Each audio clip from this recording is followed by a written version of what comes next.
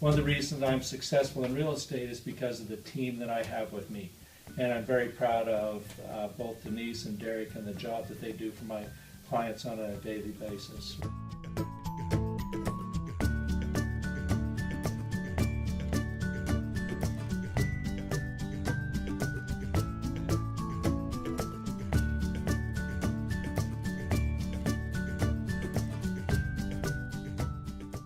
We all work together. We all work together, looking out for each other, including the customer. If there's a 10% difference between what the actual charges are and what the good faith estimate shown from what Derek put together, so you're actually paying more by 10% of that estimate, then the lender gives you a credit to bring everything in alignment. That's why lenders are very good about calling us and getting an estimate of what the costs are going to be on our part, because we don't want the lender to have to pay any additional money to get things right. You know that you need to bring in a cashier's check. You know what else can slow down closing? No driver's license. No driver's license, or one that's expired. I have had instances where the people have expired licenses, and the picture's theirs, and I say, okay, you can go ahead and sign, we'll sign. I am not notarizing anything until you bring in a copy of your new driver's license or government issued ID.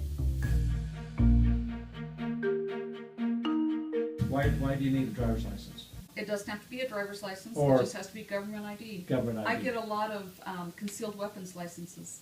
As a notary, and I'm notarizing signatures, I have to have a valid government issued ID.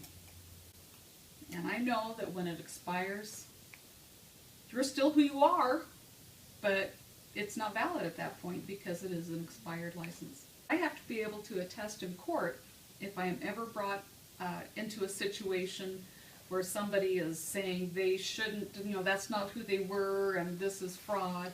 I have to be able to say, I saw that person sign, I saw their identification, and that's who they were. It helps prevent fraud.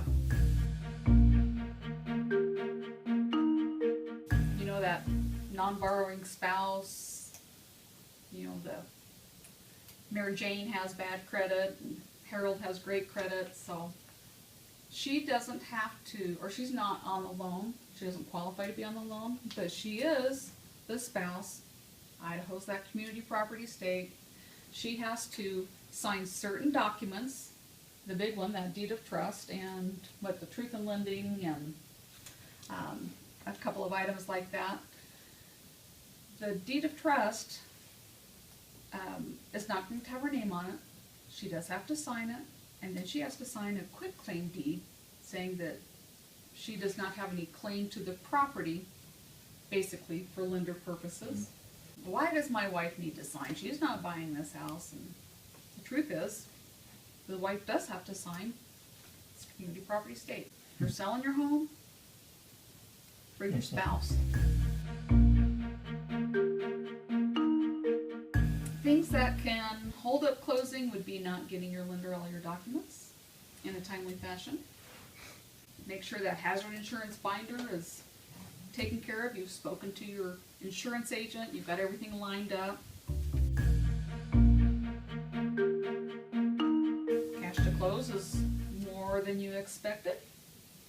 So that's another reason why we all stay really close in touch to make sure that we've got all the numbers right and there aren't going to be any hiccups when it comes to closing. And like I said before, your money has to be collected. Cashier's check or wire. We don't take cash. We don't have a vault. We don't take credit cards. Your lender would frown on a credit card. That's that additional debt. And I bet you he's going to check your credit one more time. What is earnest money? What do I ever have to give money up front if I want to make an offer on a house? That's an awesome question. Earnest money means just that. You're earnest, meaning you're saying to that seller, I earnestly want your home. In Idaho, we have to have earnest money in order to have a legal transaction. Now, that can happen in a number of ways. I've actually heard of guys taking their motorcycle up